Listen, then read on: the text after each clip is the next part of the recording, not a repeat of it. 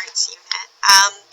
Now, so for this lesson, we're just sort of doing an introduction about adhesive arts, which is just sticker art. And we're sort of piggybacking on the street art character unit, just so this will be like a quick unit, but I hope it'll be a lot of fun. So first thing we need to do is look at the history of sticker art. So let's have a quick look at our, I gotta move this over, our little presentation. So I hope you're liking this unit because there's some really cool stuff that we get to do. And again, it's kind of different than normal times, but we'll work with it. Okay, so we're doing a sticky history of street art. See, it's street art, but it's stickers. So stickering or adhesive arts like wheat pasting is all part of street art. So let's just look at sort of the history of it all. So sticker art is called a lot of different things, and it's also known as sticker bombing, sticker slapping, slap tagging, sticker tagging.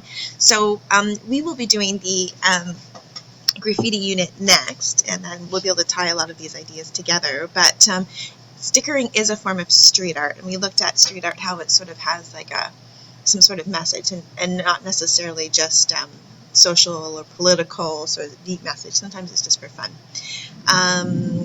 And the whole idea, of course, with stickers in street art is it's displayed on the streets or in public. Now, stickers can be hand-drawn, they can be on postal labels, they can be hand-printed, they can be professionally printed. So there's a wide range of how you can make stickers. And what's cool about stickering as opposed to graffiti, and of course we haven't really talked about graffiti yet, so stickers can be placed anywhere, but they're smaller, and of course it's a much lower risk of sort of getting caught because it's really subtle, you're just sort of sticking them up. So again, street art happens on the street, so it is technically vandalism. So I want to make sure that's clear as we sort of go through everything. So where did this begin? And it started sort of in the 1980s. And you have to ask your parents about this, but I don't know what it was in the 80s. Like, it was sticker mania. Like, you would have sticker books, and we would collect stickers, and there'd be like puffy stickers and googly-eyed stickers and scratch and sniff stickers, and it was like the best day ever when you got like a sticker on an assignment from your teacher, and then you'd peel it off and you'd save it in your sticker book.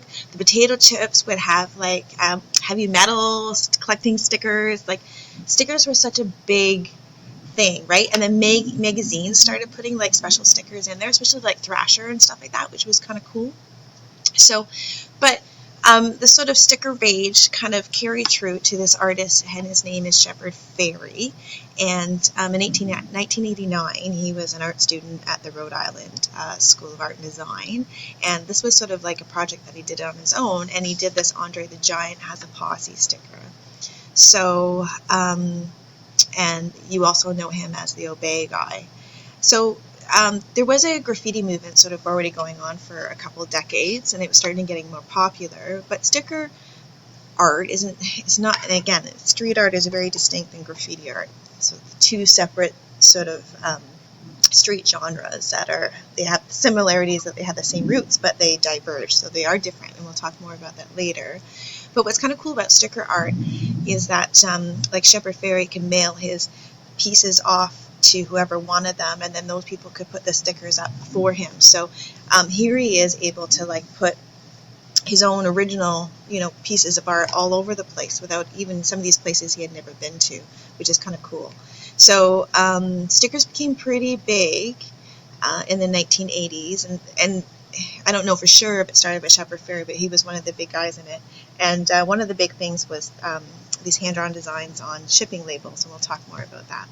So Shepard Fairey is the Obey dude. So you probably recognize this one right here. This is very popular with the face staring at you, then it says Obey. But how he started this whole sort of Andre the Giant Has a Posse in 1989, so he silk-screened these stickers himself, or he photocopied them at Kinko, so they're pretty inexpensive to recreate a lot of them and send them out. So this is actually just from an advertisement of Andre the Giant. It was in the newspaper. It was a poor quality image, and he reproduced it. And he sort of did it as a joke, and he didn't really have like a deep meaning necessarily in the beginning, but the whole sort of idea behind it, that what he was really drawn to was that stare, that stern look of Andre the Giant. And if you ever seen any movies with Andre the Giant in it, it's like a big, goofy, kind of friendly, kind of big wrestler dude, right? And wrestling was really huge in the 80s too, so he was pretty well known. But he wasn't really like a scary guy. So what Shepard Fairey did is he eventually ended up taking that stern look and reducing it and simplifying it to this really strong face, and had the word obey with it. And we'll talk more maybe about some of the meanings and stuff afterwards. So this was in the 80s. And in the 90s, this was considered like the golden year of sticker art. So Shepard Fairey starts doing this, and it sort of catches on to other sticker artists. And stickers become more and more popular, especially sort of in the street scene, especially with skateboarding and bands and things like that. So people started putting stickers on their guitar cases, on their skateboards. So basically they are like the mini advertisements, right, for all these different companies. But that became really popular, like kind of showing your own individuality by using these stickers and posting them on these things. And as you can see, like it's a very much like a teenager, kind of young 20s sort of genre, right, with that stickers. So, but at the time, stickers were mostly hand-drawn, and they were traded in local sticker communities. So later on, the sticker trading, which is huge in the sticker movement, expanded like worldwide, especially now with the internet. Like a lot of the sticker trading is online all the time, and we'll talk about that.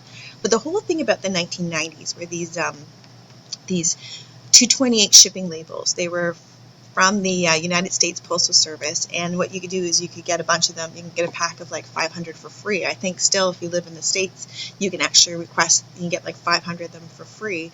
So people would take these stickers, because these are artists that are like DIY kind of artists, and they don't have a lot of money, but they want to sort of get involved in this. So they have free shipping labels that they get from the government, and then they have hand-drawn materials, and they draw their own original stickers on them and put them up.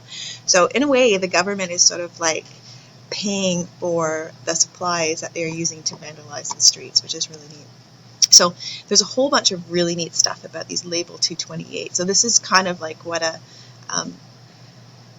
Label 228 looks like. So these are the ones that you've been able to get for a long time for free from the post office in the States. So there's slightly different versions, but then people would actually just draw right on top of them and use them as stickers. So, and then of course, wide variety of materials put on them, and totally different like images and stuff that they put on them. But they're starting to have like their characters and their art and stuff put on these little mini, like these labels that are probably about that big, and then put them anywhere. So they're distributing their own sort of artwork on the streets on these little labels. So in the 2000s, sticker art gets to be recognized by other artists, sort of an effective way to promote their art projects. So stickers are still being used today for advertisements. So, like companies will hand out stickers, and they can be put everywhere in the public. And again, you're putting them on your Chromebooks, and you're putting them everywhere, and you're like a little mini walking billboard for these people. Now, so there was a couple really cool things that sort of happened in the 2000s. It became more of an art form, and this is when it became more than just like promoting your own little individual pieces of art. So this in a mini gallery sort of in the streets.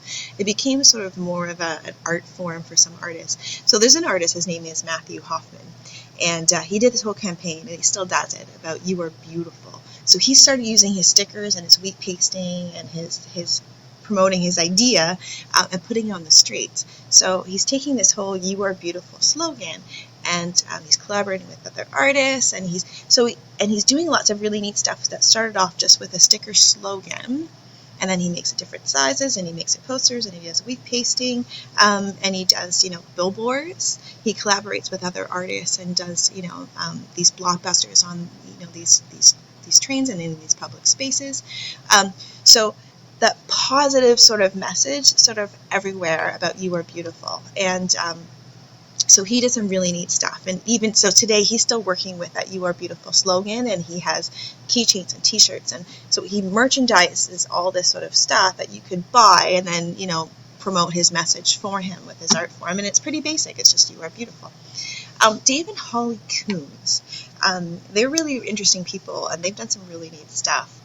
So were artists in the early 2000s, and I think they were also graphic designers. And they had this really funny sticker campaign called Ban Comic Sans. And if you don't know what Comic Sans is, well, it's a type of font, and it was invented in 1995, and it sort of was added to Microsoft, and people started using it. Now, why would they even care about font? Why would, well, one, they were illustrators, and two, there's a lot of graffiti in the street. So they're sort of talking about,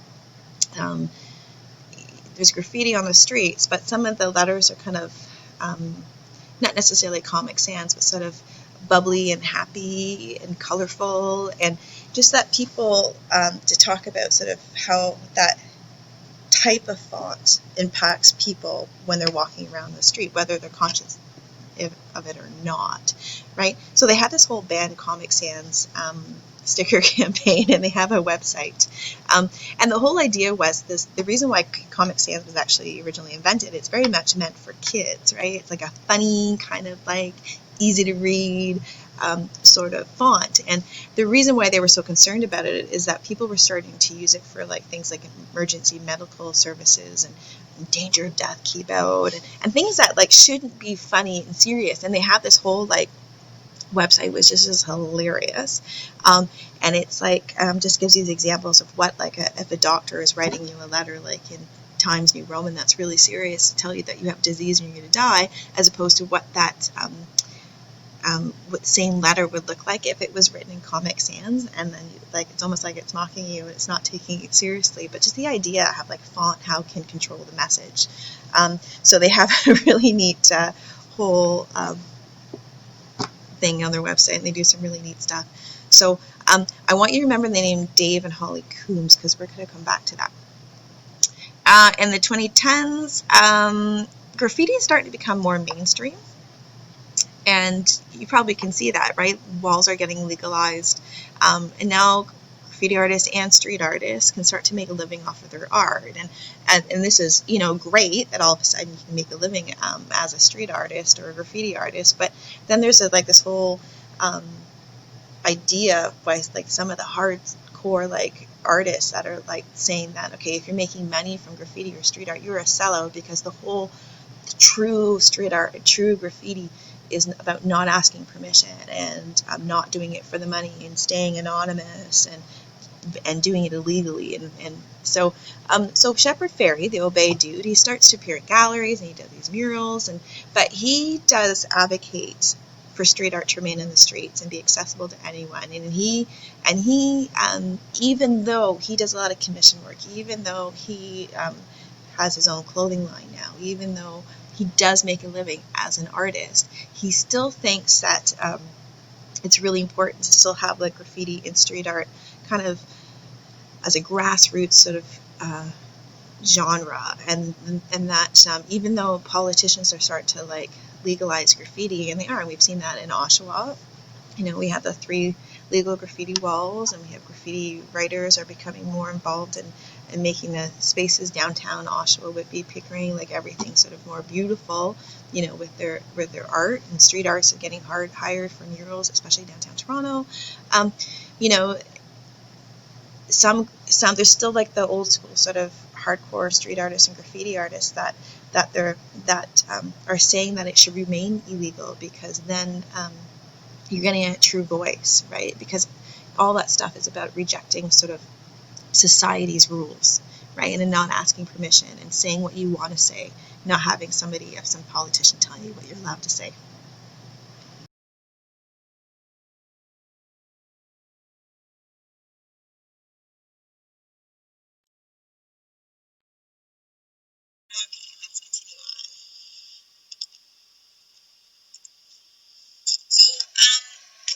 The whole idea of maybe being a sellout came with Shepard Fairey with his Obey artist campaign. So at this point, he's been an artist for quite a while, and he did shift to having a clothing line, and he's had that for about probably 10 years now.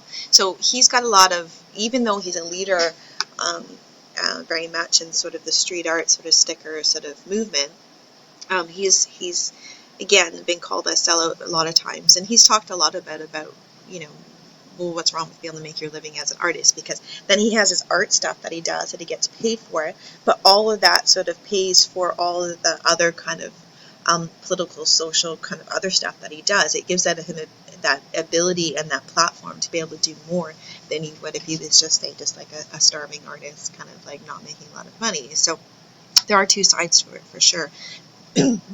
His clothing line, you've probably seen, that says Obey, and the whole idea behind Obey, he doesn't come right out and say what the meaning is, but he does say, he doesn't want you to sort of question everything about Obey, and you know, is he really telling you to obey? No, he's telling you to disobey. But how much do we obey all the time? He is really sort of saying to question stuff and in your lives, and not and start the dialogues and think for yourself and be an activist. And but even with his clothing line, he tries to not just only the message, but also like how his clothing is made in terms of like a low environmental footprint, about having sustainable clothing, socially responsible manufacturing techniques, and etc. Right? So he's sort of like, not only is he has the message, but he kind of does what he says as well. So we'll talk more about Shepard Fairey later, because there's so much to sort of say about his work. Now, something really cool is happened in Toronto a few months ago, and this is when I wish we really could do a field trip to Toronto, because it's right near Graffiti Alley when we go. Is there's a new sticker store called Sticker U. Inside of the sticker store, I guess it's all three. The store is like three levels, and it's just filled with stickers. So it's a place that you can buy stickers like from every sort of artist. You can actually, as an artist, you could, if you really like your sticker design, you could actually upload it to the site. They could sell it for you, and you could get a commission for your artwork. They print stickers as well for a whole bunch of different sort of things. And one of the coolest things inside the store is they have the world's largest sticker museum. It's called the History of Stickers. It's in Toronto. Now, it is curated, which means it was made by Dave and Holly Coons, which is, you may remember, actually did the whole Ban Comic Sans campaign a decade earlier. Now, what's kind of cool about Dave and Holly Coons, they've done some pretty big stuff in the sort of sticker world, and they came out with something called Peel magazine, and it was a magazine dedicated for just pure sticker art about all over the world. And so it's no longer being published right now. They are doing some other kind of cool stuff, but so they're pretty big in the sticker world. So what a cool experience to be able to kind of go. So if you are in Toronto, this is what the outside of the building looks like, covered in stickers. They have a sticker museum in there, which would be really cool to see. You can buy stickers, you can upload your stickers. There's a lot of really neat stuff. So maybe that's something we can look at later, and maybe contact the owners.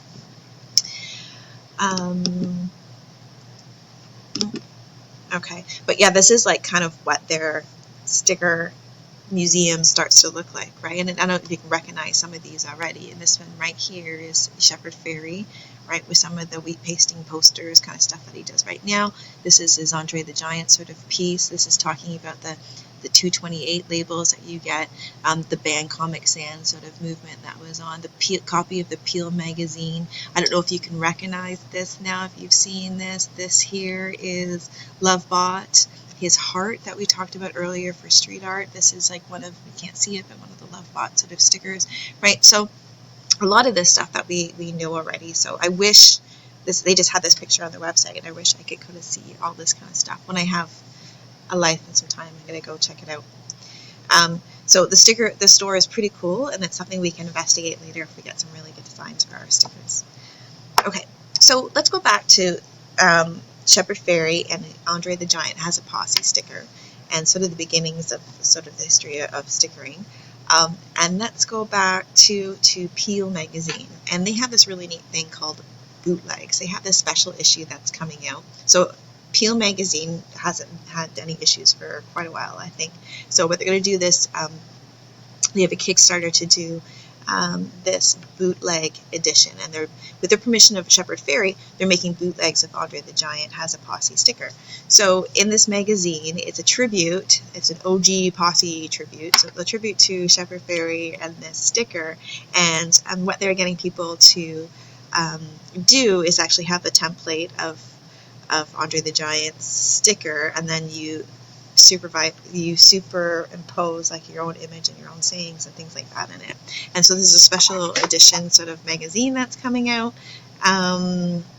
put together by Dave and Holly Coons, and it should be pretty cool. And I think they're actually making some stickers and stuff from it. So some of the funny things let me get me out of the way here. We have Bob Ross has a posse, right? 6'2", 118 pounds. George the I has a posse, and he's got like a vote sort of thing. Some other ones that have been made already is RGB has a posse that votes, right? And then it has like her birth date and death date. Black Lives Matter has a posse, right? Some really, really neat stuff. So people have already started to make some really cool, powerful stickers. Some of them are fun, some of them are very serious, right?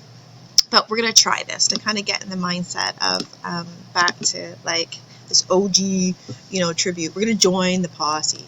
Okay. It's annoying having my thing. All right. Okay. So this is the template, right, from Andre the Giant. So normally what they do is right here they would put a name.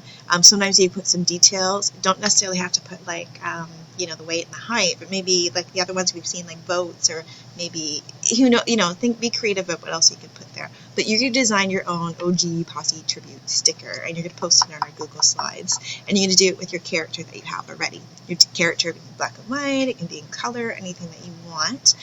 And we're going to be using Clecky, and we're going to download the template on D2L.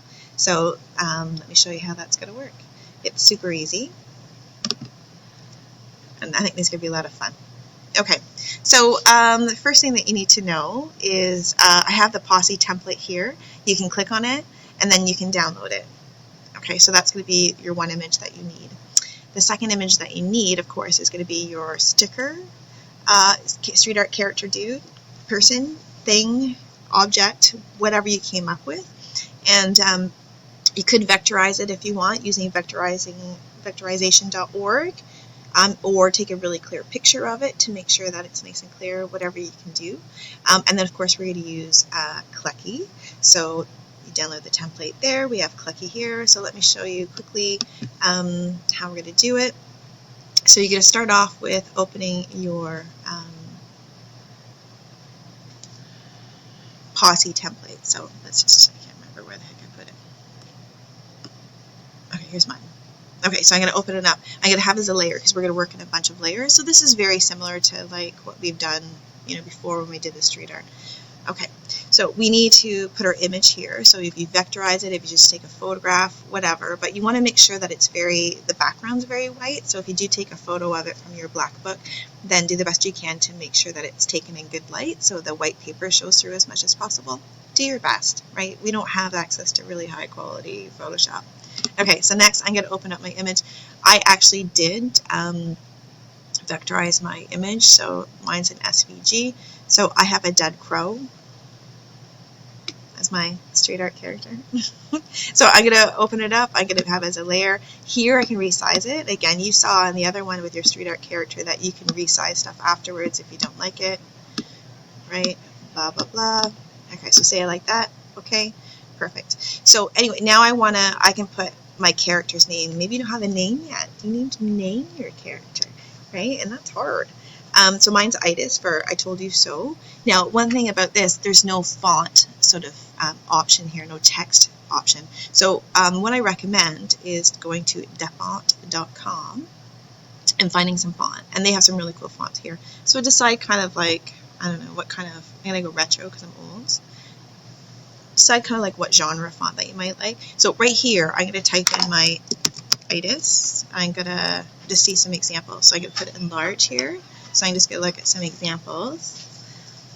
And I'm just going to go through and I'm just going to find what kind of font I like. Right now I'm not going to be really picky because I'm just going to go for it.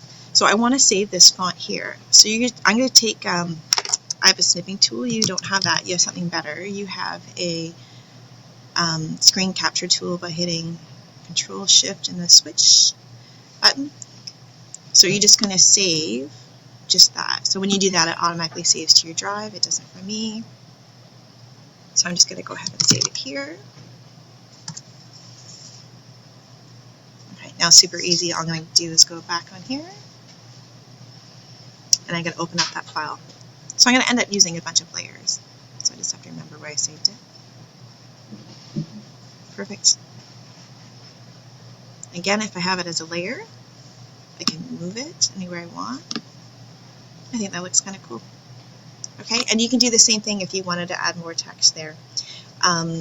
If you need to move some stuff around after you've done the layers, remember you just go to Edit, and then my recommendation is you go to Transform, right? And then you can move stuff around and resize it. If you need to resize your image, then you would have to change what layer that you're on, right? So that one's editing that layer. If I go to this layer and go back, and I can edit that one. So when you're happy with that, I want you to download it, and it's going to save it automatically to your Google Drive. And then I want to see how they look. So my last thing is that I have here is the Google Slides, where we're going to share everybody. So when you do have that done, I want you to join the Posse. And on our group Google Slides, if it opens, of course you're going to add a new slide, and you're going to add your name, and you're going to put a copy of your sticker there. Please comment on each other's by putting Control Alt and M. Just give them, some positive feedback. Maybe make some constructive criticism, the things that they can do. If you want to ask a question about, some advice from people, please do that as well. Okay, this is going to be cool. And if any of them turn out really well, last thing that you could do is you can actually submit these. Ms. Carson and Ms. Trimble, please contact the office. Ms. Carson, Ms. Trimble, please contact the office. You can actually submit these to Peel Magazine to be part of their OG Posse tribute thing. So that you can end up with something really cool that you like, then totally I'll show you how you can submit those. Okay, I can't wait to see how these turn out. Have fun.